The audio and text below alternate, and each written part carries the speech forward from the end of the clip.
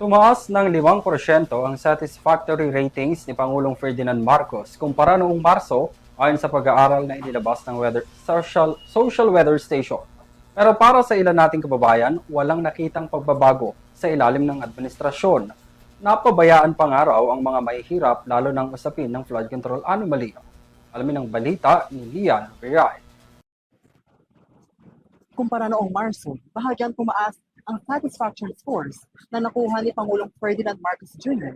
nitong buwan ng Hulyo, kung saan 38% ng mga Pilipino ang nasiyahan sa kanyang pagganap sa tungkulin.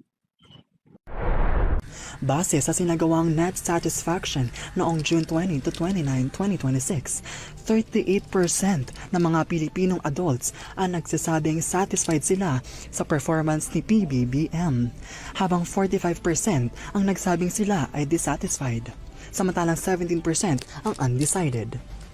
Bahagyang tumaas ng 8 na puntos ang rating ng Pangulo mula sa dating negative 15 na record low noong March 2026.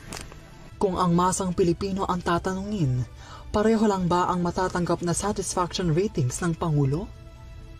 Ayon sa isang UV Express service driver na tumangging humarap sa kamera, wala siyang nakikita na nangyayari sa gobyerno.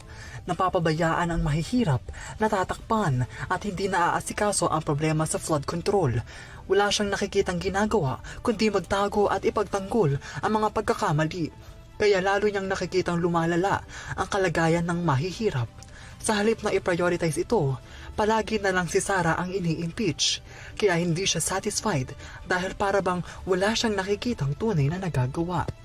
Ayon naman sa jeepney driver na aming nakausap na tuminggiring magpakita sa kamera, hirap sila sa buhay dahil mataas ang presyo ng gas at hindi sila satisfied sa pamumuno ni PBBM. Kung bibigyan niya raw ng rating ang Pangulo, isa lang ang ibibigay niya dahil mahirap ang buhay ngayon. Ayon sa kanya, marami ng adik. Hindi na raw katulad noong panahon na si Duterte pa ang namumuno na pwedeng maglakad kahit gabi. Ngayon daw ay puro holdapan na. Ayon naman sa isang passerby na tumanggiring magpakita sa kamera, para sa kanya, sa ngayon, may nakikita naman siyang mga nagawa ng Pangulo, ngunit hindi raw ito gaanong napapansin.